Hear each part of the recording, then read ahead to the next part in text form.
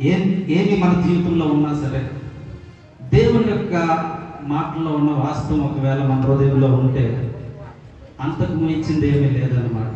దేవుని యొక్క సన్నిధానంలో ఈ విధంగా మీరు ఆరాధన చేశారు, పాటలు పాడారు, వాక్యం చదువుకున్నారు, ఇప్పుడు వాక్యం ధ్యానిస్తూ ఉన్నాం. ఎన్ని మాటల్లో నుంచి కూడా దేవుడు తన యొక్క ప్రసన్నత మన మధ్య ఉంచులాగా మన అందరం కూడా ప్రభు సన్నిధానంలో కనిపెట్టాలి. హల్లెలూయా. మరి పరిశుద్ధుడు పరిశుద్ధుడు పరిశుద్ధుడు అని చెప్తాం కదా మన దేవుని గురించి. ఈ మలాకీ గ్రంథంలో కూడా దేవుని యొక్క మాటల్లో గొప్ప సత్యాలు రాయబడి ఉన్నాయి. పెద్ద ప్రవక్తలు అంటాం కొంతమందిని బైబిల్ గ్రంథంలో, కొంతమంది చిన్న ప్రవక్తలు ఉన్నారు. ఈ మలాకీ అన్న వ్యక్తి చిన్న ప్రవక్త అన్నమాట. చిన్న ప్రవక్త కానీ పెద్ద మాటలు రాశాడు. చిన్న ప్రవక్త ఎటువంటి మాటలు రాశాడంట? పెద్ద మాటలు రాశాడు. అంటే ప్రతి మనిషికి ఏ విధంగా ఉపయోగకరమో ఆ మాటలను రాసి ఉన్నాడు అనమాట. అందుకే ఈరోజున ఈ మాటలకు అంత విలువ ఉన్నది, ఈ మాటల్లో అంత శక్తి ఉన్నది అనమాట. అందరూ చెప్తాం అసలు పరిశుద్ధుడు పరిశుద్ధుడు అని 5 సార్లు చెప్పండి. అందరూ 5 సార్లు చెప్పారా? ఇంకో 5 సార్లు చెప్పండి. మన దేవుడు పరిశుద్ధుడు. హల్లెలూయా. మనం సేవించుతున్న దేవుడు పరిశుద్ధుడు. అటువంటి పరిశుద్ధుడిని ఈ రోజున మనము విశ్రాంతి దినంలో పరిశుద్ధంగా ఆచరించడానికి దేవుడు మనకు సహాయం చేస్తూ ఉన్నాడు. హల్లెలూయా. ఈ యొక్క వాక్యాల్లో నుంచి మనము ఈ యొక్క వచనాల్లో నుంచి కొన్ని మాటలు మనం చూసే ముందుగా మలాకీ గ్రంథం తీయండి అందరూ. మలాకీ గ్రంథం మొదటి 2 వచనాలు మీరు ఒకసారి చదువుకోండి, మీ మనసులో చదువుకోండి. మలాకీ మొదటి 2 వచనాలు మీ మనసులో ఒకసారి చదువుకోండి.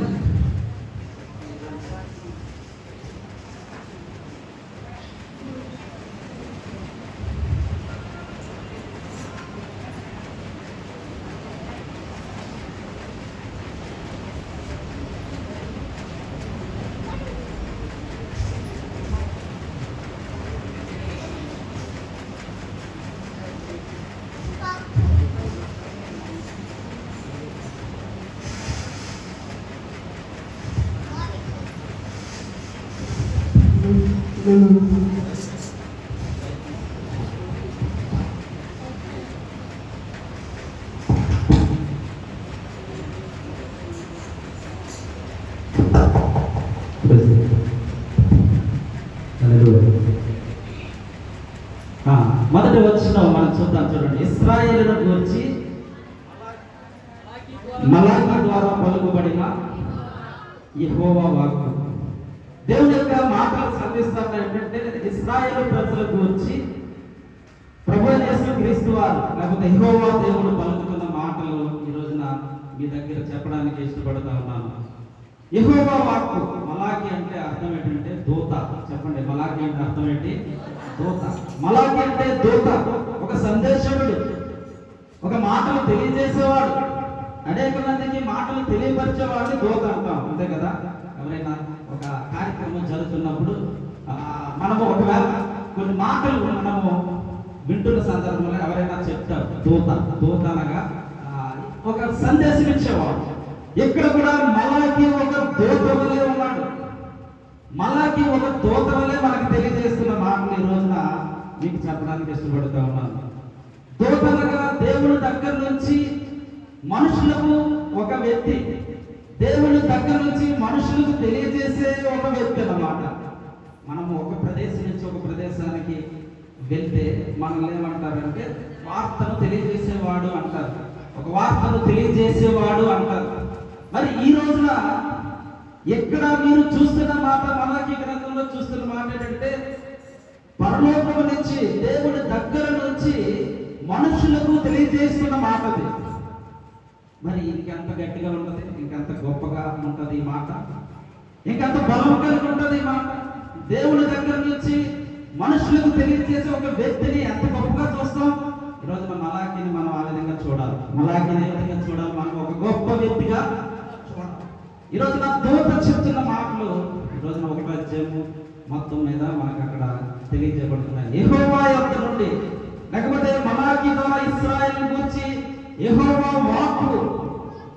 వాక్కు తెలియజేస్తుంది ఏంటంటే, చూడండి, యెహోవా సెలవిచ్చినది ఏమనగా, నేను మీ ఎడల ప్రేమ చూపి ఉన్నాను, అయితే మీరు ఏ విషయమందు నీవు మా ఎడల ప్రేమ. దేవుడు సెలవిస్తున్న మాట ఏంటంటే, యెహోవా వాక్కు ఏం సెలవిస్తుందంటే, నేను మీ ఎడల ప్రేమ చూపి ఉన్నాను. ఆయన చెప్తున్న మాట ఏంటంటే, నేను మీ ఎడల ప్రేమను చూపి ఉన్నాను. ఏం చెప్తున్నాడు ఆయన మాట? ప్రేమను చూపి ఉన్నాడు ఆల్రెడీ.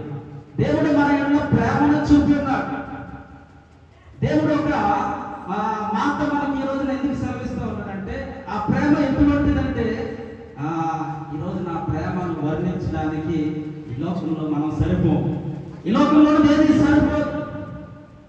అదే మాట ఇశ్రాయేలు ప్రజలకు చెప్తా ఉన్నాడు. నేను మీ ఎడల ప్రేమ చూపి ఉన్నా, మీరు అవిధేయులుగా ఉన్నా, మీరు ఒకవేళ దేవునికి వ్యతిరేకముగా ఉన్నా, దేవుని మాటలు మీరు ఒకవేళ లేకపోతే వినకూడనిది వినడానికి, లేకపోతే అక్కడ అనేక కార్యక్రమాలు చేయడానికి మీ యొక్క ప్రతి పరిస్థితి ఉన్నా సరే నేను మీ ఎడల ప్రేమ చూపుతూ ఉన్నాను. ఎందుకంటే నేను మీ ఎడల జాలిపడి ఉన్నాను. దేవుని యొక్క ప్రేమను బట్టి మనము ఈ రోజున ఆ ప్రేమను ఈ రోజున పొందుకోవడానికి ఇష్టపడుతూ ఉన్నాము. ఆయన ఒక తండ్రి మాత్రమే కాదంట. ఆయన చాలా మంది మనము పిలుస్తూ ఉంటాం, మనం తండ్రి తండ్రి తండ్రి అని.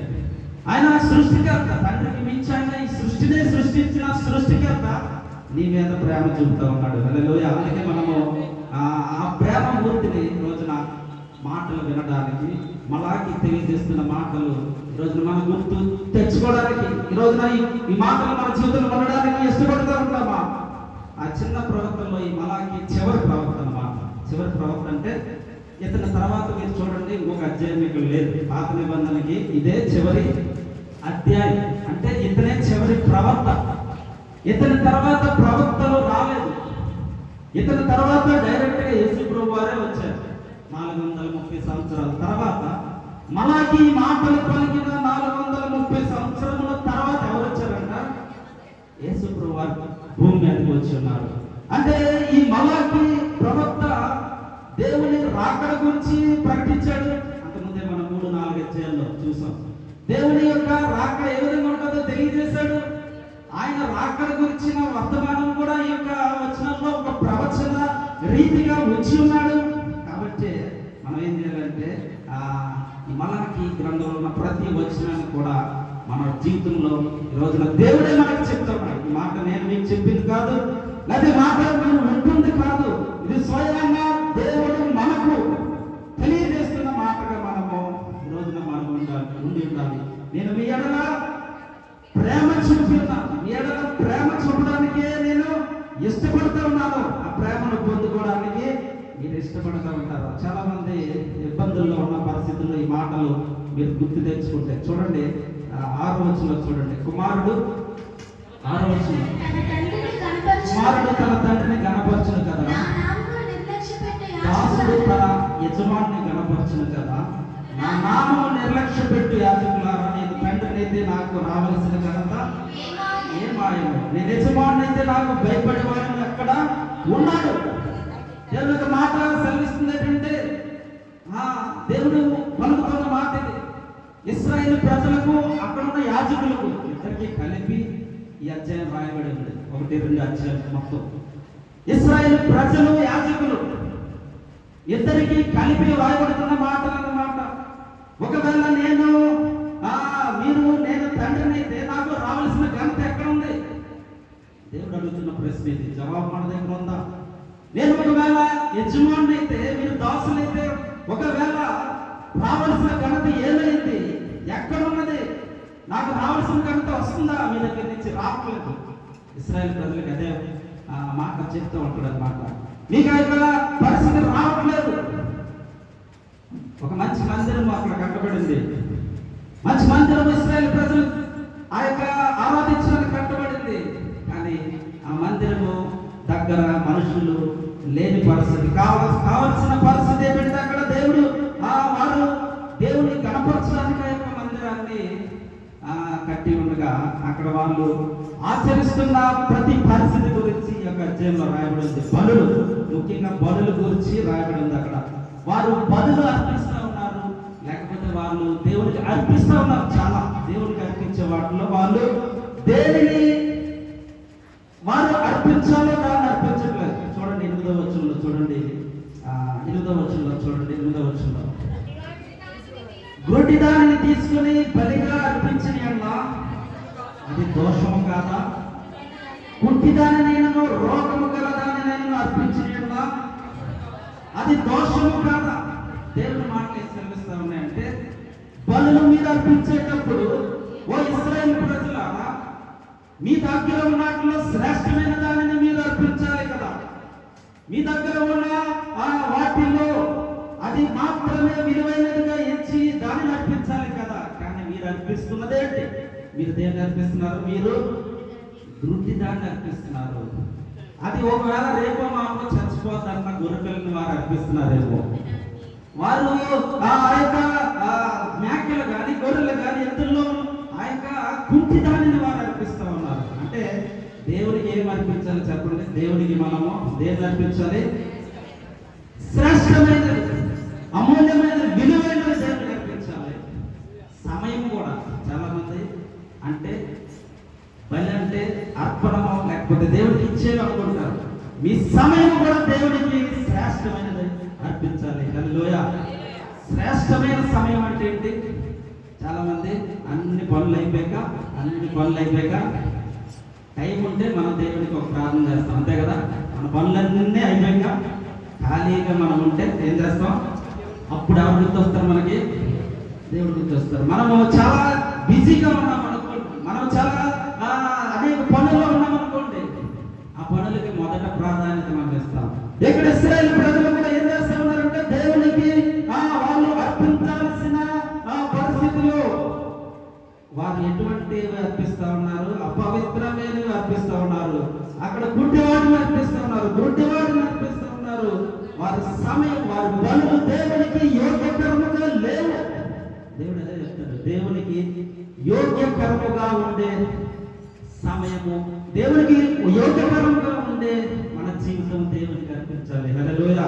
చాలా మంది సమయం అంటే అర్పిస్తారు ఏంటంటే, నా జీవితం అంతా అయిపోయిన తర్వాత, నేను ముసలితనం వచ్చాక దేవునికి నేను నా యొక్క హృదయం సమర్పిస్తాము అంటారు కొంతమంది. ఏమంటారంట? ముసలితనం వచ్చిన తర్వాత అప్పుడు నేను బాప్తిసం తీసుకుంటాను, అప్పుడు నేను దేవుణ్ణి నమ్ముకుంటాను, ఇప్పుడు నాకు అవసరం లేదు అంటే నీ సమయము, నీవు దేవునికి అర్పింపబడాల్సిన సమయం, దేవుని నమ్మాల్సిన సమయం, దేవుని చేత నీవు భద్రపరచబడిన సమయం అంతా కూడా నువ్వు వృధా చేస్తున్నావు. నీవు ఇప్పుడు ఏం చేస్తున్నావు? సమయాన్ని వృధా చేస్తూ దేవునికి అర్పించగలిగినవి నీవు అర్పించట్లేదు. దేవునికి అర్పించాల్సిన సమయాన్ని నువ్వు దేవునికి అర్పించట్లేదు. దివిసేమని ఈస్ట్ గోదావరిలో వరదలు వచ్చాయి 1977 అనుకుంటా. ఆ సమయంలో అనేక మంది చనిపోతారు. వరదల్లో అంటే గోదావరి వరదల్లో అనేక మంది చనిపోతారు. అనేక మంది వాళ్ళు అనుకుంటూ ఉన్నారన్నమాట, బ్రతుకుతామేమో, క్షేమంగా బయటపడతామేమో. చాలా మంది చనిపోయారు, లెక్కలేదు. అప్పట్లో వీడియోలు గట్ల లేవు కాబట్టి తెలియదు. కానీ చిన్న పిల్లలు మొదలుకొని పెద్దవాళ్ళ వరకు అనేక మంది ఆ వరదల్లో కొట్టుకొని వెళ్ళిపోయారు. భార్యకు భర్త తెలియదు, భర్త ఎక్కడుందో భార్యకు తెలియదు, పిల్లలు ఎక్కడున్నారో తల్లిదండ్రులకు తెలియదు, తల్లిదండ్రులు ఎక్కడున్నారో పిల్లలకు తెలియదు. మొత్తం అందరూ కూడా ఆ యొక్క వరదల్లో చిక్కుకున్నారు. ఎక్కడ ఉన్నది అక్కడ చూడండి. ఒకవేళ ప్రేమను చూపిద్దామన్నా, ఒకరి మీద ఒకరు ప్రేమ చూపిద్దామన్నా అక్కడ చూపించే పరిస్థితి లేదు. ఎవరి పద్ధత వారిదే. ఎవరు ఒకవేళ వాళ్ళు కాపాడుకుంటే వారి శరీరాన్ని లేదా వారి యొక్క ప్రాణాన్ని కాపాడుకున్నదే గొప్ప. ప్రేమ అనేది అక్కడ లేనే లేదు. ఎందుకంటే అపాయం వచ్చినప్పుడు అక్కడ ఏమీ కూడా కనిపించలేదు. దేవుడు ఏం చెప్తున్నాడంటే, ఆ యొక్క 2వ వచనంలో, యెహోవా సెలవిచ్చినది ఏమనగా, నేను మీ ఎడల ప్రేమ చూపి ఉన్నాను, ఈ లోకంలో ఒకవేళ ఏది కూడా మీకు దొరకని పరిస్థితుల్లో, ఈ లోకంలో ఏది కూడా మీకు అసాధ్యమైన పరిస్థితుల్లో సాధ్యము చేసే దేవుడు నీకున్నాడని నమ్మి ఉండాలి. హల్లెలూయా. సాధ్యం చేసే దేవుని ప్రేమ నీ దగ్గర ఉందని నీవు విశ్వసించాలి. నన్ను ఎవరు ప్రేమించట్లేదని నువ్వు అనుకోవడానికి లేదు. నిన్ను ప్రేమించే యేసు ప్రభువారు ఉన్నారు. హల్లెలూయా. నాకెవరు లేదని అనుకోవద్దు. నిన్ను ఆధారపడి నీవు ఆధారపడే దేవుడు ఈరోజు నీ మీద ప్రేమ చూపి ఉన్నాడు. హల్లెలూయా. ఇశ్రాయేలు ప్రజలు ప్రేమ చూపి ఉన్నాడు దేవుడు. వాళ్ళు అలసిపోయారు. మన దగ్గర రాయబడి ఉంటుంది చూడండి. ఆ దేవుడు ఆ యొక్క వారి మాటల్లోనే ఒక మాట మీరు చదివిస్తూ ఉంటారు. ఘనత గురించిన మాట కూడా అక్కడ రాయబడి ఉంది. దాని తర్వాత 2వ అధ్యాయం చివరి వచనంలో చూడండి. 2వ అధ్యాయం చివరి వచనంలో ఒక మాట వచ్చిన తర్వాత చదవ. మీ మాటల చేత మీరు యెహోవాను ఆయాస పెట్టుచు. చూడండి అక్కడ మీ మాటల చేత మీరు యెహోవాను ఆయాస పెట్టుచు. దేని చేత ఆయనను ఆయాస పెట్టుచున్నామని మీరు అడుగుచున్నారే. దుర్మార్గులు. చూడండి ఇక్కడ ఆయాసమైన పదముగా నాకు బాగా నచ్చింది. దేవుడు చెప్తున్నాడు ఏంటంటే మనము దేవుడిని అంటే మన మాటల చేత ఆయాస పెడతా ఉన్నాం, ఆయాస పెడుతున్నాం. ఇశ్రాయేలు ప్రజలు వారి మాటల చేత దేవుడిని ఆయాస పెడుతున్నారు. ఒక మనిషి ఎప్పుడు అలసిపోతాడు? ఎంతో కష్టపడితే అలసిపోతా ఉంటాడు. దేవుడికి కూడా ఈ మాటలు వినడానికి కష్టపడతా ఉన్నాడు. దేవునికి ఆయాసం రప్పించేస్తూ ఉన్నారు ఇశ్రాయేలు ప్రజలు. ఆయాసం అంటే ఇంకా భయంకరం అన్నమాట. అలసిపోతా ఉన్నాడు దేవుడు. ఈరోజు నా దేవుడు అలసిపోతా ఉన్నాడు. ఎందుకు అలసిపోతున్నాడు? ఇశ్రాయేలు ప్రజలు వారు అర్పించాల్సిన పనులు కాకుండా వారు ఘనత చెందాల్సిన పరిస్థితుల్లో దేవుడికి ఘనత ఇవ్వకుండా చేస్తున్నారు కాబట్టి దేవుడు అలసిపోతా ఉన్నాడు. హల్లెలూయా. ఈరోజు నా దేవుడిని అలసిపోయేలా మనం చేస్తా ఉన్నామా? దేవుడిని ఒకవేళ ఆయాసపడతా ఉన్నామా? దేవుడిని మనం ఆయాసపడడానికి మనం ఇష్టపడుతూ ఉన్నామా? విశ్రాంతి దినములో దేవుడిని మనము ఈ రోజున ఆచరిస్తున్న మనము దేవుని సన్నిధానంలో వచ్చిన మీరు మనందరము కూడా ఎటువంటి పరిస్థితిలో ఉన్నాం? యెహోవాను ఆయాస పెట్టుచు అని రాయబడుతూ ఉంటది. యెహోవాను ఆయాస పెట్టుచు అంటే ఎంత కష్టపడ్డా. యెహోవాను ఆయాస పెట్టే మనుషులుగా మనం ఉన్నామా? ఆ తర్వాత వచ్చులో కూడా ఉంటుంది. న్యాయకర్తకు దేవుడు ఏమాయను అని చెప్పుకొనుట చేతనే మీరు ఆయనను ఆయాస పెడుతున్నారు. చూడండి దేవుడు ఏ విధంగా ఆయాస పెడతా ఉన్నామంటే న్యాయకర్త దేవుడు న్యాయము తీర్చేవాడు. ఇశ్రాయేలు ప్రజలకు న్యాయము తీర్చేవాడు. కానీ న్యాయకర్త అసలు ఉన్నాడా అని పలుకుతా ఉన్న మనుషులు ఈ రోజున వారు ఆత్మీయులుగా లేరు. ఆత్మ లేదని వాడు ఆత్మీయుడు కాదు. ఒక కొమ్మకు సారం పెట్టకపోతే అది కొమ్మ కాదన్నమాట. సారము కలిగిన కొమ్మలు, ఆత్మ కలిగిన మనుషులు, దేవుని ఆత్మ చేత నింపబడే మనుషులు, దేవునికి ఘనత తీసుకొచ్చే మనుషులు దేవుడు కోరుకుంటా ఉన్నాడు. ఎక్కడున్న ఇశ్రాయేలు ప్రజలు దేవుని కోరుకుంటున్నారు? వారు దేవుని ఆయాస పెట్టే మనుషులుగా. దేవుడు ఎలా పెడుతున్నారంటే వాళ్ళు ఆయాస పెట్టే మనుషులుగా ఉన్నారు. దేవునికి ఘనత పెట్టట్లేదు. విశ్రాంతి దినంలో వారు వేరే పనులు చేస్తున్నారని ఒక్కొక్క వచనంలో రాయబడి ఉంటుంది. విశ్రాంతి దినమున వారు దేవునికి సమయాన్ని ఇవ్వట్లేదని ఇంకొక వచనంలో కూడా అదే అధ్యాయంలో రాయబడి ఉంటుంది. దేవుడికి ఇవ్వాల్సిన ఘనతను ఈ రోజున మనము దేవుడికి ఇచ్చే రకముగా ఈ రోజున ఉండి ఉన్నామా? ఘనత ఇందాక మనం అందుకే చెప్పాను కదా, పరిశుద్ధుడు ఎందుకు చెప్పాను మీకు? ఎందుకు చెప్పించాను? ఆయన ఘనపరచబడతాడు. హల్లెలూయా. మనము దేవుడిని ఈ రోజున ఘనపరిచే వారంగా ఉండాలని దేవుడు కోరుతూ ఉన్నాడు. అనునిత్యము ఈరోజు నేను ఘనపరిచాను కదా, రేపు నేను ఘనపరచాల్సిన అవసరం నాకు లేదు, రేపు నేను ఘనపరచాల్సిన అవసరం నాకు లేదు అని అనుకోవడానికి లేదు. మనము ప్రతి క్షణము కూడా దేవుడిని ఘనపరిచే వారంగా ఉండాలి. గట్టిగా హల్లెలూయా చెప్తాం. హల్లెలూయా. అనునిత్యము కూడా దేవుడిని ప్రైజ్ ద లార్డ్ అనాలి. దేవుడిని మనము ప్రతిసారి కలిసినప్పుడు మనం ఏం చెప్పుకుంటాం? ప్రైజ్ ద లార్డ్ అంటాం. అంటే ఒకరికొకరు కలిసినప్పుడు ఏం చెప్పుకుంటాం? అందరం ప్రైజ్ ద లార్డ్ అంటాం, వందనాలు అంటాం. అంటే అర్థం ఏంటి? మన ద్వారా దేవుడు ఘనపరచబడుతున్నాడు. హల్లెలూయా. దేవునికి స్తోత్రము. ప్రైజ్ లార్డ్ అంటే తెలుగులో ఏంటి? ప్రైజ్ లార్డ్ తెలుగులో చెప్పండి. ప్రైజ్ లార్డ్ అంటే దేవునికి స్తోత్రం అని అర్థం తెలుగులో. ఇంగ్లీష్లో ఏమంటాం? Praise lord. తెలుగులో ఏమంటాం? దేవునికి స్తోత్రం. అంటే మన ఇద్దరం కలిస్తే ఎవరి పేరు చెప్తున్నాం? దేవునికి స్తోత్రం అంటున్నాం. మన ఇద్దరం కలుస్తున్నాం, మన ఇద్దరం షేక్ హ్యాండ్ ఇచ్చుకుంటున్నాం, కానీ ఎవరి పేరు చెప్తున్నాం? దేవునికి స్తోత్రం అని చెప్తున్నాం. కారణం ఏంటి? మన ద్వారా దేవుడు మహిమపరచబడగలరు. హల్లెలూయా. ఘనత దేవుడికే చెందాలి. ఎవరికి చెందాలంట ఘనత? ఘనత దేవుడికే చెందాలి. మనుషులమైన మనము ఈరోజున అలసిపోతూ ఉన్నామా దేవుడిని కనపరచగలరు? అలసిపోతూ ఉన్నామా దేవుడిని కనపరిచే మాటలలో? ఇశ్రాయేలు ప్రజలు మాటలలో దేవుడిని ఆయాసపెట్టారు. ఇశ్రాయేలు ప్రజలు దేవుని నాయకత్వం దేవుడిని విడిచి ఉన్నారు. ఈ రోజున నీవైతే నేనైతే దేవుడిని కలిగి ఉన్నాం. హల్లెలూయా. దేవుడిని ఈ రోజున ఇష్టపడి ఉన్నాం. దేవుని కోసం మనము నిల్చొని ఉన్నాం. కాబట్టి ఈ మాటల్లో ఉన్న సత్యాన్ని ఘనపరచడానికి, ఈ రోజున దేవుడిని ఘనత తేవడానికి మనం ఇష్టపడాలి. రెండవ వచనంలో చూసాం కదా, ఎందుకు మనము ఘనపరచబడాలని?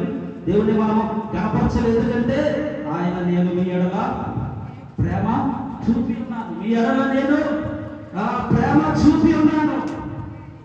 పాత నిబంధనలో ఇశ్రాయేలు ప్రజలు విశ్రాంతి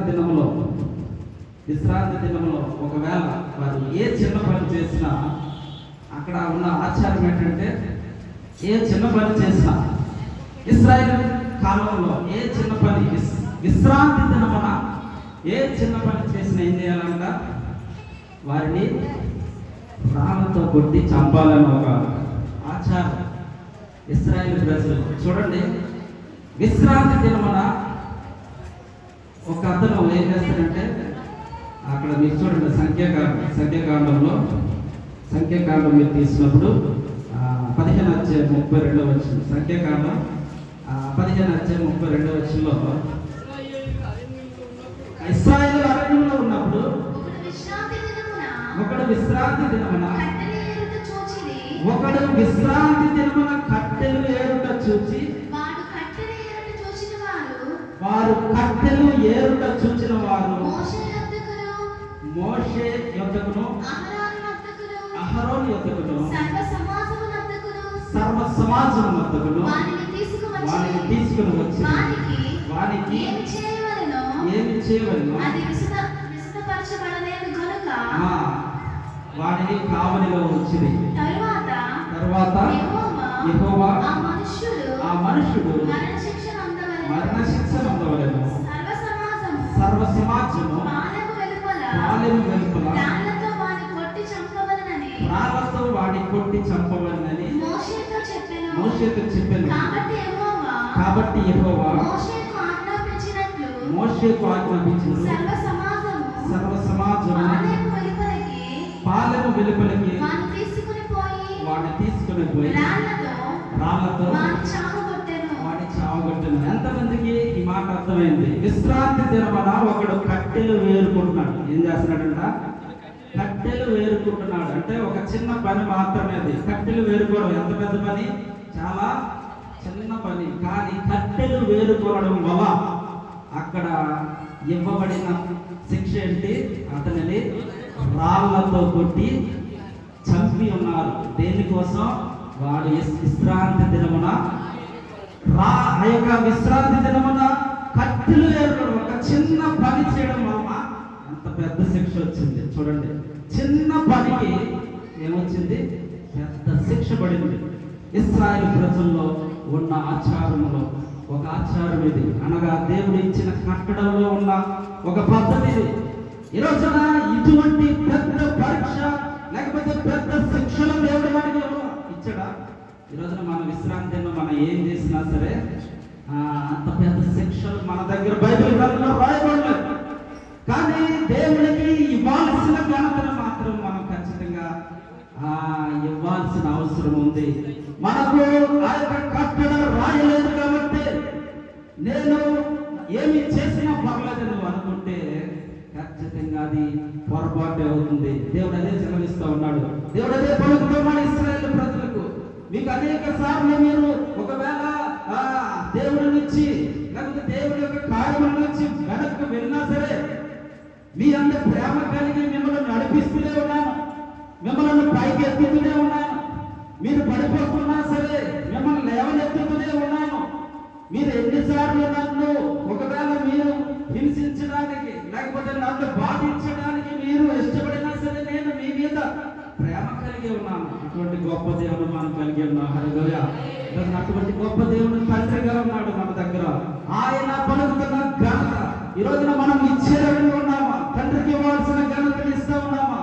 ఒక దాసుడు యజమానికి ఇవ్వాల్సిన ఘనతను మనము ఇవ్వడానికి మనము ఇష్టపడుతూ ఉన్నామా? యేసు వారు కూడా విశ్రాంతి దినం ముందు ఒక ఓచ చేయి గలవాడిని స్వస్థపరచడానికి ఒక అతను తీసుకొని వచ్చినప్పుడు అక్కడ కూడా ఇక్కడ ఉన్న ఇశ్రాయేలు ప్రజలు విశ్రాంతి దినంలో అతను స్వస్థపరచడానికి వీల్లేదు, అతను బాగుపడడానికి వీల్లేదు, అతను ఎట్టి పరిస్థితుల్లో విశ్రాంతి దినంలో అతను బాగుపడడానికి వీల్లేదు అన్న మనస్తత్వం. చూడండి, దేవుడు అందుకే చెప్తూ ఉన్నాడు, అటువంటి వారికి దేవుడు పలుకుతూ ఉన్నాడు మాట అన్నమాట. అటువంటి వారికి రోమీయులకు రాసిన పత్రిక 8వ అధ్యాయం 26లో చూస్తూ ఉంటాడు. 8వ అధ్యాయం 26లో మీరు చూస్తారు. 8వ అధ్యాయము రోమీయులకు రాసిన పత్రిక 8వ అధ్యాయము 26లో అటువలే ఆత్మయు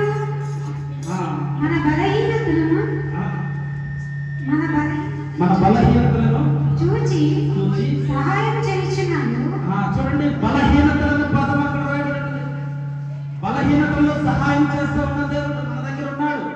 కొన్నిసార్లు బలహీనతలు ఉంటాయి, ప్రతి మనిషికి బలహీనతలు ఉంటాయి. దాంట్లో నుంచి సహాయము చేసే దేవుడు మనకు ఉన్నాడని మనము నమ్మి ఉండాలి. హల్లెలూయా.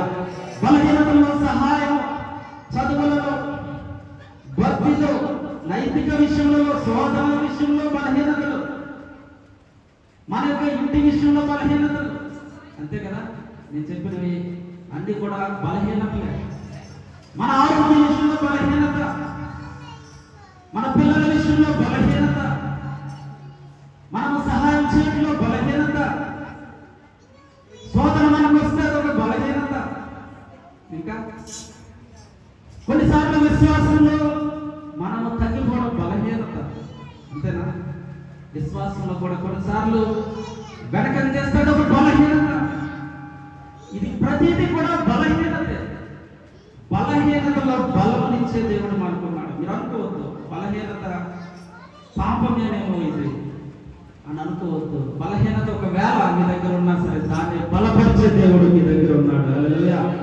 ఇది తాత్కాలికమే, బలహీనత అనేది తాత్కాలికమే, కొంతకాలమే. కానీ బలపరిచే దేవుడు మన దగ్గర ఉన్నాడు. అతడు నిత్యుడు, ఆయన ఎప్పటికీ కూడా మన మధ్యలో నిలిచి ఉన్నాడు అనమాట. అందుకే కొన్నిసార్లు బలహీనతల నుంచి మనం ఎలా ఉండాలంటే బలము పొందుకునే వారముగా మనం ఉండాలి. దేవుడిని విశ్వసించే విషయంలో ఒక ఆమె ఉన్నది, ఆమె గురించి రాయబడి ఉన్నది. యూదుల్లో ఒక అతను ఇప్పుడు కూడా ఉన్నారు. యూదులు ఇప్పటికీ ఉన్నారు. ఇశ్రాయేలు దేశంలో ఇప్పుడు కూడా యూదులు ఉన్నారు. ఆ యూదుడు ఒక ప్రదేశంలో వేరే దేశం వెళ్ళిన సందర్భంలో, వేరే దేశానికి వెళ్ళిన సందర్భంలో అతడు ఒక అమ్మాయిని ప్రేమిస్తాడు.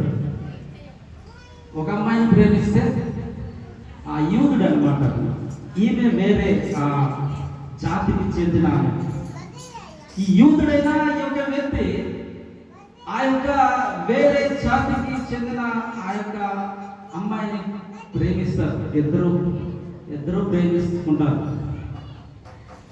కొన్ని రోజులు అయిన తర్వాత, కొంత సమయం అయిన తర్వాత ఇతడు అనారోగ్యంలో ఉంటాడు. ఇతడు అనారోగ్యానికి గురవుతాడు. ఇతడు చాలా ఇబ్బందుల్లో ఉంటాడు. ఇతడు చాలా కష్టంలో ఉంటాడు. యూదుడు అన్నమాట.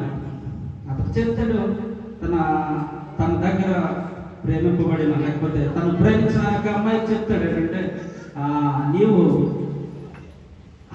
నేను ఇప్పుడు చనిపోతానేమో, నువ్వు వేరే పెళ్లి చేసుకో, నేను చనిపోతాను, నా ఆరోగ్యం సహకరించట్లా. ఈ మాటలే అతను చెప్తా ఉంటాడు. ఆమె చనిపోయే ముందు అతడు చనిపోతాడు కూడా. ఆ సమయంలోనే, యవన కాలంలోనే అతడు చనిపోతాడు. చనిపోతాడు అనమాట. ఏమాత్రం కూడా అతను ప్రయత్నం చేసినా సరే దాంట్లో నుంచి బయటపడలేక చనిపోయిన సందర్భంలో ఆమెకు చెప్పిన మాటలు ఆమె గుర్తుంచుకుంటాదేమో అని కొన్ని మాటలు చెప్పుకున్నాడేమో, కానీ ఆమె తన యొక్క ప్రేమ లేకపోతే తను ప్రేమించిన వ్యక్తి చనిపోయిన సందర్భంలో ఆమె ఒక నిర్ణయానికి వస్తూ ఉంటుంది. ఆమె పేరు వెస్లిమా ఆమె పేరు. ఇది నిజంగా జరిగింది అనుకుంటుంది. ఆమె నేను ప్రేమించిన వ్యక్తి చనిపోయాడు, ఇక నేను ఎప్పటికీ కూడా ఇంకా పెళ్లి చేసుకోను అని చెప్పి ఆమె అనారోగ్యం బారిన పడిన కొంతమంది వ్యక్తుల కోసం ఏం చేసిందంటే ఒక హాస్పిటల్ కట్టించింది. ఒక హాస్పిటల్ కట్టించడానికి ఆమె తన జీవితాన్ని కేటాయించింది. ఆమె అనుకున్నది, ఒకవేళ అది నేను కట్టించిన తర్వాత నాకు సమయం ఉంటే నేను పెళ్లి చేసుకుంటాను అనుకున్నది. చాలా పేదరికంలోనే ఆమె హాస్పిటల్ కట్టింది. హాస్పిటల్ కట్టి అనేక మంది అక్కడికి వచ్చిన సందర్భంలో ఆమె ముసలైపోయి 70 సంవత్సరాలు వస్తాయి ఆమెకు.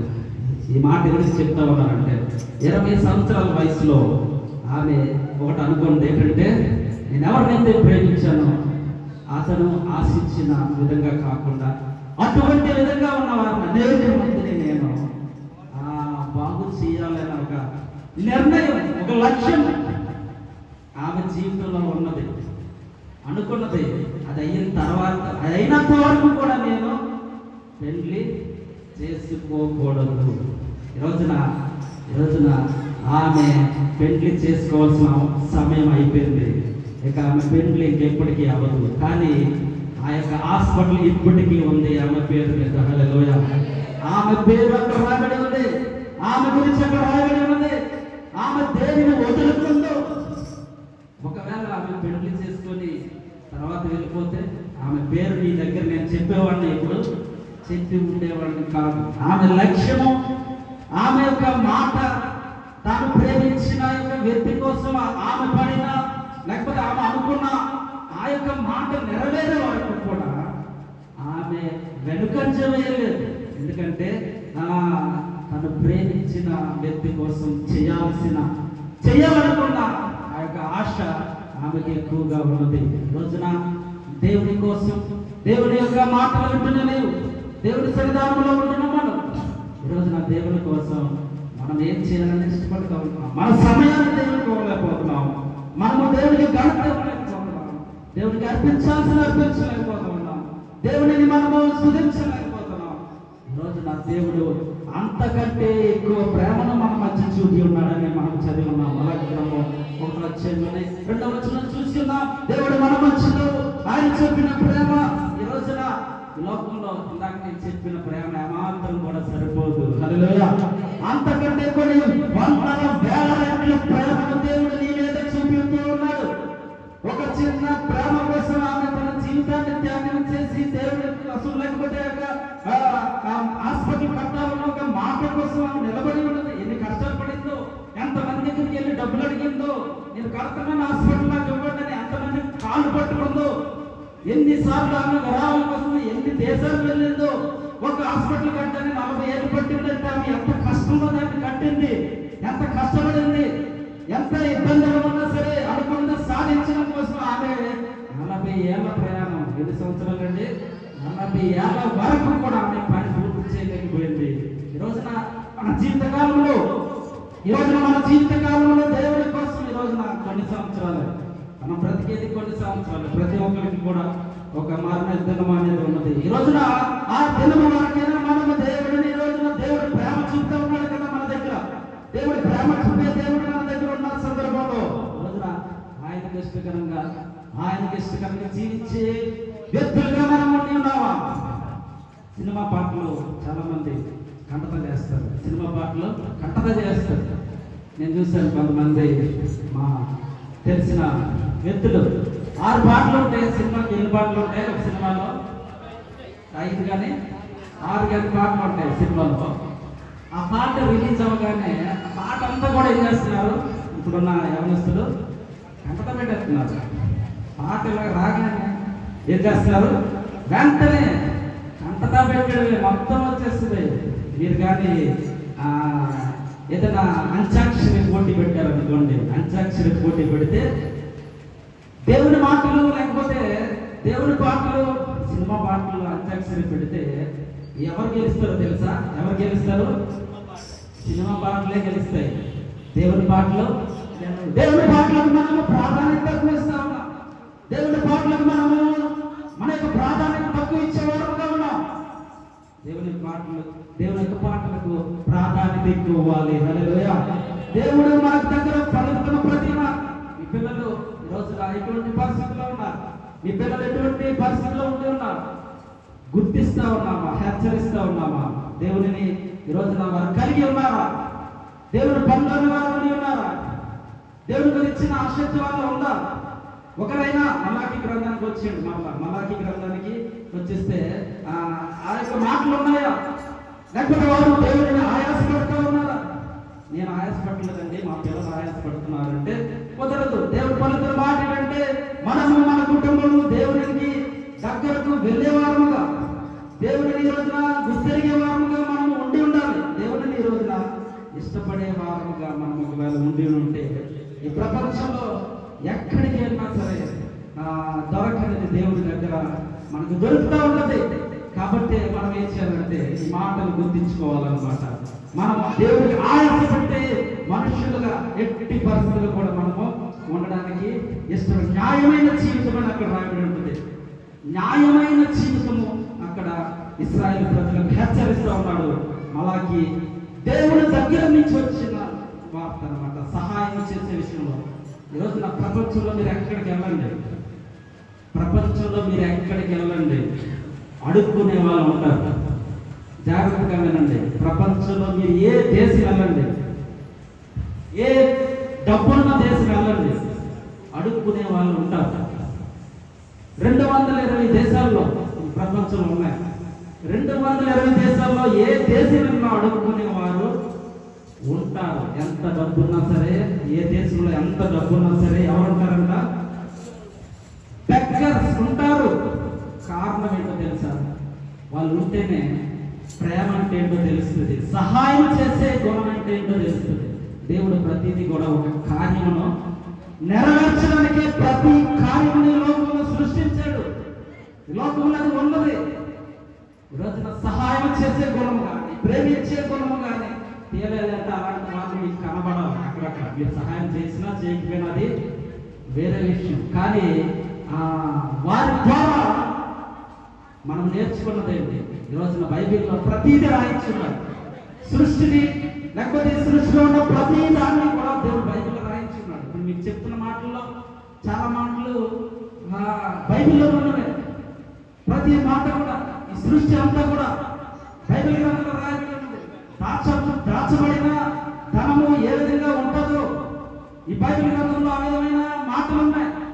ఈరోజున దాచబడిన ధనం ఏ విధంగా మనము భద్రంగా చూసుకుంటామో, మన బీరువాలో గట్ట దాచబడిన ధనము లేకపోతే దాచబడిన విలువైన వాటిని ఎంత భద్రంగా చూసుకుంటామో, ఎంత భద్రంగా చూసుకోవాల్సిన అవసరం ఉన్నదో దేవుని మాటలు కూడా అంత భద్రంగా చూసుకోవాల్సిన అవసరం ఉన్నది. కాబట్టి మాటలు మనము చూడండి,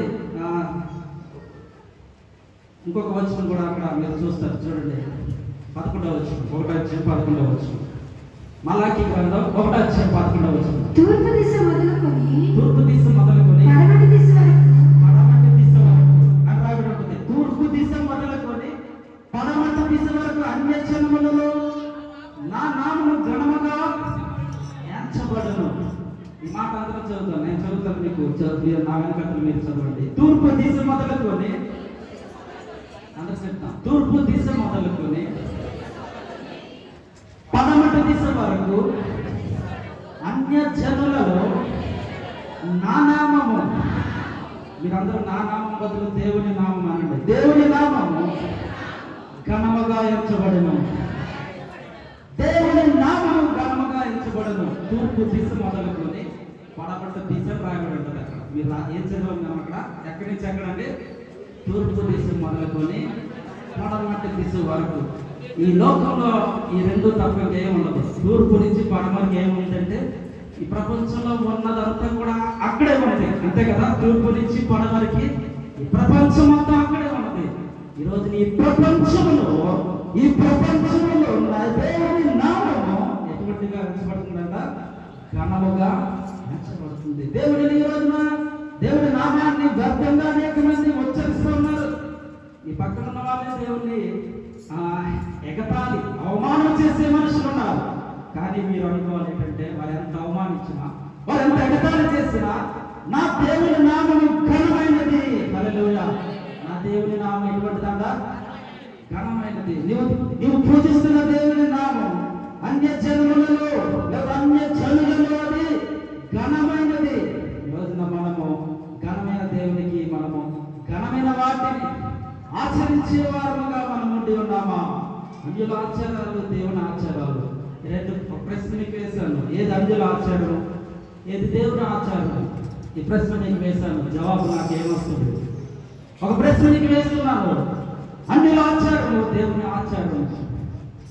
ఈ రెండే ఈ మలాకి చెప్తా ఉంటాడు అన్నమాట. దేవునికి కావాల్సింది ఏంటి? దేవునికి లేకపోతే దేవునికి ఇష్టం కానిది అది చెప్పడానికే మొదటి అధ్యాయం మొత్తం రాయించున్నాడు. రెండో అధ్యాయంలో కూడా యాజకుల గురించి రాయించున్నాడు. దేవుడు కావాల్సినవి ఏంటి, దేవుని ఆచారం ఏంటి, మీరు చేసుకుంది ఏంటి, అదే ఇక్కడ చూస్తూ ఉంటారు. అన్య జనులు ఉన్నారు మీ పక్కనే, దేవుని వారు ఉన్నారు, లేకపోతే అక్కడ ఉన్న అనేక మంది ప్రజలు ఉన్నారు. అన్య జనులు వారు అందరూ కూడా వారు ఆచరిస్తుంది ఏంటి, మీరు చేస్తుందంటే వారు మీరు ఒకటైపోయారు, అంతే కదా. అన్యులు లేకపోతే దేవుని నమ్మిన వారు ఒకటైపోతే ఏమవుతుంది? దేవుడు ఆయాసపడతాడు. దేవుడికి ఏమవుతుంది? దేవుడికి ఏమొస్తుంది? అప్పుడు చెప్పాలందరూ, దేవుడికి ఏమొస్తుంది?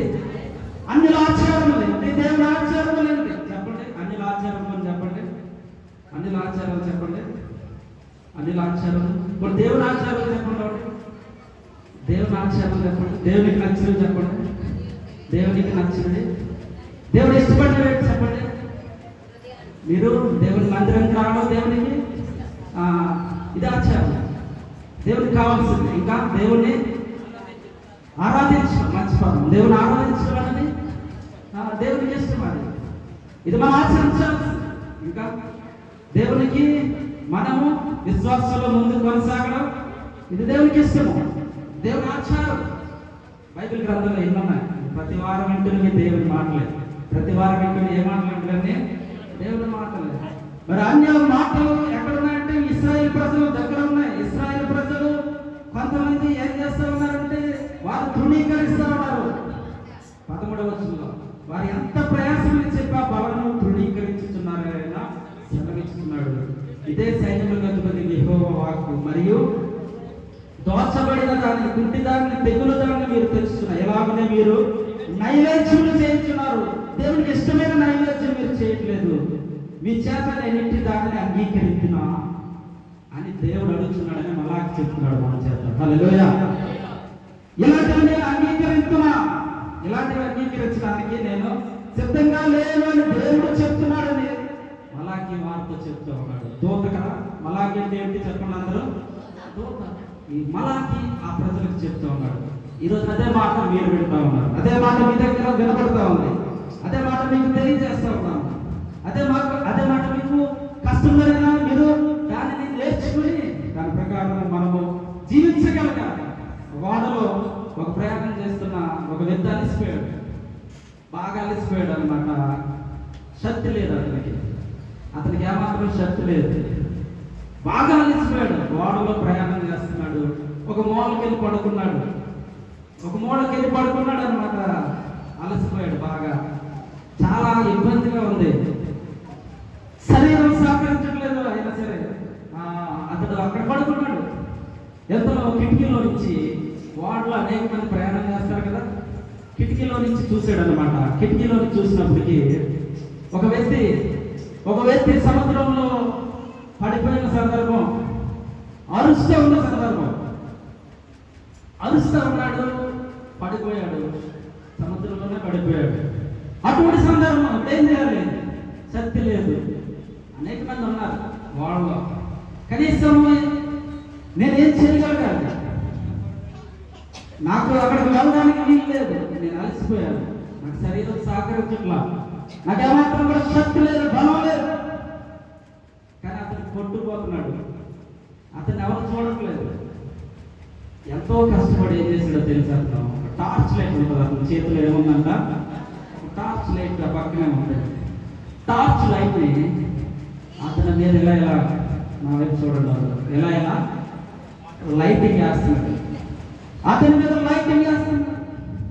అర్ధరాత్రి సమయంలో ఆ యొక్క లైటింగ్ పడుతూ ఉన్న సందర్భంలో అప్పుడు వాటిలో ఉన్న వారందరూ చాలా మంది, ఇక్కడ ఏం లైటింగ్ పడుతుంది, ఇక్కడ ఏం లైటింగ్ వస్తుంది, ఈ కిటికీలో నుంచి ఎవరో లైట్ వేస్తున్నారు, బయట ఎవరో సముద్రంలో పడిపోయినట్టు ఉంది అని చెప్పి వాళ్ళందరూ కలిసి అతన్ని రక్షిస్తారంట. హల్లెలూయా. అతను చేసిన పని చెప్పండి. వెళ్ళి దూకాడా? వెళ్ళి దూకే అవకాశం అతనికి ఉందా? లేదు. అప్పటికే అతను శరీరం సహకరించి కలిసిపోయి కష్టంలో ఉన్నాడు, ఇబ్బందుల్లో ఉన్నాడు. అతనే వెళ్ళి పడుకున్నాడు, వాన చివరి భాగాన్ని పడుకుని ఉన్నాడు. కానీ ఒకరిని రక్షించాలన్న ఒక ఆశ అతనికి ఉంది. ఎలాగైనా అతన్ని రక్షించాలి. ఒక మంచి తెలివి ఉపయోగించాడు, ఒక టార్చ్ లైట్ మాత్రమే వేసాడు. ఖచ్చితంగా ఈ లైటింగ్ చూసి ఎవరైనా సరే వెళ్తారు, లైటింగ్ చూసి ఎవరైనా వెళ్తారు. ఒక చిన్న ఆలోచన, ఒక మంచి ఆలోచన ఒక మనిషి జీవితాన్ని రక్షించింది. హల్లెలూయా. ఒక మనిషి కాపాడబడ్డాడు. ఒక కొట్టుకుపోతున్న వ్యక్తి, లేకపోతే చనిపోవాల్సిన వ్యక్తి బ్రతికి ఉన్నాడు. ఒక చిన్న వ్యక్తి లేకపోతే ఒక చిన్న సహాయం ఒక పెద్ద కార్యమును చేసింది. అలాగే కూడా ఒక చిన్న ప్రవక్తే, కానీ పెద్ద పెద్ద మాటలు బైబిల్ గ్రంథంలో రాసి ఉన్నాడు. హల్లెలూయా. చిన్నగా ఉన్నాను అనుకో, నాకేమీ చేత కాదనుకో, నా దగ్గర ఏమి లేదనుకో, లేకపోతే నన్ను ఎవరు పట్టించుకుంటారు అనుకో, నన్ను చూసి నా కుటుంబమే పట్టించుకోవట్లేదు అనుకో, నన్ను చూసి లేకపోతే నా యొక్క పర్సన్ చూసి ఈ లోకంలో నేను ఉండాలా లేదని నాకు తెలియదు, నేను ఇంకోగలిగి సహాయం చేయడం లేదు, ఇంకోగలిగి మాటలు తెలియపరచడం అనుకోకపోయావు. నీ బట్టే దేవుడు గొప్ప కార్యములు నీ యొక్క కుటుంబంలో చేయగలడు. హల్లెలూయా. నీ బట్టే గొప్ప కార్యములు చేయగలడు. నిన్ను బట్టి దేవుడు ఖచ్చితంగా అనేక కార్యములు నీ కుటుంబాల్లో చేసే శక్తి ఆయనకు ఉంది. నిరుత్సాహపడడానికి వీల్లేదు. దేవుడు మాటలు మలాగనే సెలవిస్తూ ఉన్నాడు, నేను మీ ఎడల ప్రేమ చూపి ఉన్నాను. ఏ రాశాడన్నా? నేను మీ ఎడల ప్రేమ చూపి ఉన్నాను. దేవుని ప్రేమ దగ్గర ఉంది, ఆయన గణపరుస్తా ఉన్నామా? మళ్ళీ చెప్తాం 5 సార్లు చెప్పండి, పరిశుద్ధుడు పరిశుద్ధుడు అని చెప్పండి గట్టిగా, పరిశుద్ధుడు గట్టిగా చెప్తాం. పరిశుద్ధుడు పరిశుద్ధుడు అని గణపరిచే వ్యక్తులుగా ఉంటే ఆయన ఆయాసపడ్డాడు. ఆయన ఆయాసపడ్డానికి వీలే లేదు. ఆయన న్యాయపడిన దేవుడు ఆయాసపడే పరిస్థితి రాదు. ఈరోజు నా మాటలు వింటున్నా, మనం పరిశుద్ధుడైన దేవుడిని గణపరిచే వారుగా ఉన్నామా? గణపరుస్తా ఉన్నామా? 14 వచ్చిన 1 వచ్చిన 14 వచ్చిన 14 వచ్చిన ఉంటుంది. నేను ఘనమైన మహారాజునై ఉన్నాను. చూడండి, నేను ఘనమైన మహారాజునై ఉన్నాను. మహారాజుకి ఇంకొక పదం ఉంది, ఆడైంది ఘనమైన అని పదం ఆడైంది అక్కడ. అంటే ఘనమైన మహారాజుగా ఉన్నాను. అనే జనులలో నా నామం భయంకరమైనదిగా ఎంచబడి ఉన్నది. దేవుని యొక్క మాటల్లో సైన్యములకు అధిపతిగా యెహోవా సెలవిస్తున్న మాట ఇది. సైన్యములకు అధిపతిగా యెహోవా సెలవిస్తున్న మాటలో ఉన్న సత్యాన్ని ఈ రోజున మీకు తెలియజేస్తూ ఉన్నాను. ఏంటంటే, నేను ఘనమైన మహారాజునై ఉన్నాను. ఘనమైన మహారాజునై ఉండి ఉన్నాను. కాబట్టి ఏమంది అక్కడ? ఘనమైన మహారాజు. కాబట్టి నా నామం భయంకరమై ఉన్నది. దేవుని నామాన్ని ఈ రోజున గణపరిచే విశ్వాసిగా మీరు మీ కుటుంబం ఉండాలని ఈరోజు దేవుని యొక్క వాక్యం సెలవిస్తూ ఉంటుంది. ఇంకొక చివరి మాట ఒకటి చూస్తుంది. 2వ అధ్యాయం 16వ వచనంలో ఉంటుంది చూడండి. 2వ అధ్యాయము 16వ వచనం 2వ భాగంలో ఉంటుంది. మన సైన్యములకు యెహోవా సెలవిచ్చుతున్నాడు కాబట్టి మీ మనస్సులను కాచుకోండి, విశ్వాసఘాతకులు కాకుడి అని రాయబడి పదం, చివరి పదం అది. ఈ 2 అధ్యాయంలో అక్కడక్కడ మనం చూసాం, కొన్ని పదాలే మనం చూసాం. ఘనతని మొట్టమొదటిగా ప్రేమ చెప్పాను, 2వది ఘనత చెప్పాను, 3వదిగా దేవునికి ఆయాసం పెట్టే మాట చెప్పాను, ఆయనకు అర్పించాల్సిన బలులు శ్రేష్టమైన కామ అన్న పదం చూసాం. ఎక్కడ ఒక పదం ఇంకోటి ఉంది ఏంటంటే విశ్వాస ఘాతకులుగా ఉండకూడదు. విశ్వాస ఘాతకులుగా ఉండకూడదు. రాయడం ఉంది క్లియర్గా, విశ్వాసంలో మీరు ఘాతకులుగా ఉండకూడదు. దేవుడికి ఈరోజున మీరు విశ్వాసులకు మాదిరిగా ఉండాలి. విశ్వాసులకు మాదిరిగా ఉండాలి. 1 తిమోతి 4 అధ్యాయము 11వ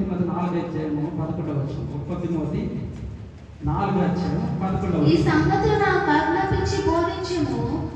ఈ సంగతులు నాకు ఆజ్ఞాపించి బోధించు. నీ యవ్వనమును బట్టి ఎవడును నిన్ను తృణీకరింపనీయకము గాని మాటల్లోనూ ప్రవర్తనలోనూ ప్రేమలోనూ విశ్వాసములోనూ పవిత్రతలోనూ విశ్వాసులకు మాదిరిగా ఉండుము. విశ్వాస ఘాతకులకి ఆపోజిట్ పదం ఏదైనా ఉందంటే విశ్వాసులకు మాదిరి. 2 పదాలు, విశ్వాస ఘాతకులు ఒకటి, విశ్వాసులకు మాదిరిగా ఉండడం. విశ్వాసులకు మాదిరి అంటే ఇప్పుడు మీరు చూసినవి నేను మీకు బోధించు సంగతులు అనగా అవి ఈ మాటలో. ఇశ్రాయేల్ ప్రజలైతే మాటలో ఏం చేశారంట? దేవుణ్ణి ఆయాసపెట్టారు ఇశ్రాయేల్ ప్రజలు. కానీ ఇశ్రాయేల్ ప్రజలు ప్రవర్తనలో కూడా దేవుడిని ఆయాసపెట్టారు. అవునా కాదు? వారి ప్రవర్తన ఎలా ఉందంటే కుంటి వాటిని దేవునికి అర్పించారు, అపవిత్రమైన వాటిని అర్పించి వారి ప్రవర్తన లేదు. మూడవదిగా ప్రేమలోనూ వారు వెనుకంజలే ఉన్నారు. అందుకే మొట్టమొదటి పదం మలాకీలో మొట్టమొదటి పదమే నేను మీ మీద ప్రేమ కలిగి ఉన్నానని చెప్పాడు. విశ్వాసంలో రాయబడి ఉంటుంది. పవిత్రతలోను విశ్వాసాలకు మీరు ఎలా ఉండాలంట? మాదిరిగా ఉండాలి. ప్రభువా విశ్వాసులకు మాదిరిగా ఉండాలి నేను అన్నవారు హల్లెలూయా చెప్తాను. హల్లెలూయా. విశ్వాసులకు మాదిరిగా మీరు ఒకవేళ ఉంటే, విశ్వాసులకు మాదిరిగా మీరు ఒకవేళ ఉంటే ఈ యొక్క సంఘాల్లో లేకపోతే మీ యొక్క ప్రతి పరిస్థితిలో మీరు ఉంటున్న సందర్భంలో విశ్వాసులకు మాదిరిగా నేను జీవిస్తాను, నీ కొరకు నేను చిన్నదాన్ని అనుకో, చిన్న సహాయం లేకపోతే చిన్న స్తోత్రమే లేకపోతే చిన్న కార్యమే నేను చేస్తున్నాను నువ్వు అనుకోవద్దు. అది చాలా పెద్ద కార్యం దేవుడి దృష్టిలో. హల్లెలూయా. దేవుడి దృష్టిలో అది చాలా పెద్ద కార్యము. నువ్వేమి కూడా దేవుడిని ఈరోజు నాకు కనపరిచే వారుగా నువ్వు ఉంటే, ఆమె గురించి మీకు చెప్పాను కదా, ఆమె చిన్న కార్యక్రమాన్ని మొదలెట్టింది కానీ 40 సంవత్సరాలు పట్టింది అది ఆ కార్యం పూర్తి చేయడానికి. ఆమె ఈ పేరు ఈ రోజున ప్రపంచం మొత్తం చెప్పుకుంటుంది. ఒకవేళ ఆమె పెళ్లి చేసుకుని వెళ్ళిపోతే ఆమె పేరు ఎప్పటికీ కూడా చెప్పబడేది కాదు. ఈ రోజు ఎందుకు మాట చెప్తా ఉన్నానంటే విశ్వాసులకు మాదిరి ఆమె. ఇందాక నేను వాడలో చెప్పిన యొక్క వ్యక్తి విశ్వాసులకు మాదిరి, అతడు విశ్వాసులకు మాదిరి. ఎందుకంటే రక్షిస్తాం. కష్టంలో కూడా పోతే పోయాడు, నేనే పోతున్నాను, అతను పోతేనే నేనే పోతున్నాను, నేనే పోయేలా ఉన్నాను, అతను పోతే ఏంటని అతను అనుకుంటే అక్కడ అతడు రక్షింపబడేవాడు కాదు. రోజున ఆత్మ కలిగిన వారు ఆత్మీయులుగా ఉంటారు. ఆత్మ కలిగిన వారు ఆత్మీయులుగా ఉంటారు. దేవుని కలిగిన వారు దేవుని సంబంధులుగా ఉంటారు. విశ్వాసము కలిగిన వారు విశ్వాసులకు మాదిరిగా ఉంటారు. మాటలు గుర్తించుకుంటాం. దేవుడి మాటలు హృదయంలో మీ యొక్క ప్రతి భాషలో దేవుడు దీవించుగాక. ఇప్పుడు మీ దగ్గరికి రొట్టె రాబోతుంది, మీ దగ్గరికి రాక్షస రాబోతూ ఉంది.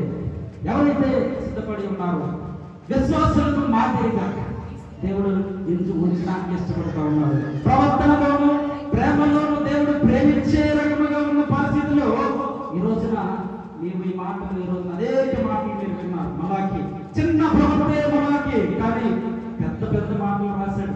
ఈ రోజున చిన్న ప్రార్థనే లేకపోతే చిన్న పాటే లేకపోతే చిన్న వాక్యమే నీవు గుర్తుంచుకున్నది, కానీ అందులో పెద్ద పెద్ద దీవెనలు, పెద్ద పెద్ద దేవుని యొక్క మాటలు, ఆశీర్వాదాలు ఉన్నాయంలో ఏమాత్రం సందేహం లేదు. జీవగల దేవా అందరూ పలుకుతాం. నా వెనకాతలు పలకండి ప్రార్థన. నా వెనకాతని మాట ఈ ప్రార్థన ఒకసారి పలకడానికి మనము ప్రయత్నం చేద్దాం. దేవుడు మన దగ్గర చూపిస్తున్న ఈ మాటల్లో ప్రభువా నీకు ఇష్టమైన చెప్పండి. అందరూ నా వెనకాతలు ప్రభువా చెప్పండి. గట్టిగా అందరూ చెప్తాం. ప్రభువా గట్టిగా చెప్తాం అందరూ. ప్రభువా నీకు ఇష్టమైన ఆరాధన, నీకు ఇష్టమైన మాటలు, నీకు ఇష్టమైన ప్రవర్తన నేను ఉండగలగాలి ప్రభువా, నేను చేయగలగాలి. నీ నామాన్ని నేను ఘనపరచాలి. నీ నామాన్ని మాత్రమే గట్టిగా చెప్తాం. నీ నామాన్ని మాత్రమే నేను హెచ్చించాలి. నీ కొరకు ప్రభువా నేను జీవించాలి. ఒక చిన్న సహాయమైనా ప్రభువా, చిన్న మాటలైనా ప్రభువా నేను అనేక మందికి తెలియపరచాలి, నీకు సాక్షిగా జీవించాలి. ఈ ప్రార్థన ప్రభువా నీ సన్నిధానంలో చేర్చుకొనబడును గాక. ఆమేన్, ఆమేన్, ఆమేన్. అలాగే ప్రార్థన ఉంది. అందరూ మీ దగ్గర రొట్టె రాక్షరసం వస్తుంది. దేవుని యొక్క రొట్టెలుగా శరీరము, దేవుని యొక్క శరీరం మీ దగ్గర రాబోతోంది. రక్తము, ద్రాక్షారసము రక్తానికి సూచనగా ఉంది. రక్తం ఈ రోజున మీ దగ్గర ఉంటే, రక్తం ఈ రోజున మీ హృదయములో, మీ శరీరంలో ఒకవేళ ఉంటే ఆయనను జ్ఞాపకం చేసుకున్నట్లు, ఆయన శరీరాన్ని జ్ఞాపకం చేసుకున్నట్లు, ఆయన రక్తమును జ్ఞాపకం చేసుకున్నట్లు ఈ రోజున ఈ మాటలు దేవుడు మీ అందరి హృదయంలో దీవించి ఉన్నాడు. అలాంటి ద్వారా తెలియజేస్తున్నాడు. ఆ మాట ప్రకారము రాబోతున్న శరీరం మీ దగ్గరకు రాబోతుంది. జీవగల దేవుడి యొక్క సన్నిధానంలో మనందరం కలిసి మోకరించి ఆ యొక్క రొట్టెను మనము ఇప్పుడు తీసుకుందాం. దేవుడి మాటలు దీవించును గాక. అందరూ అలాగే ఉండండి. కళ్ళు చూసుకుంటే ప్రార్థన చేసుకున్నాం.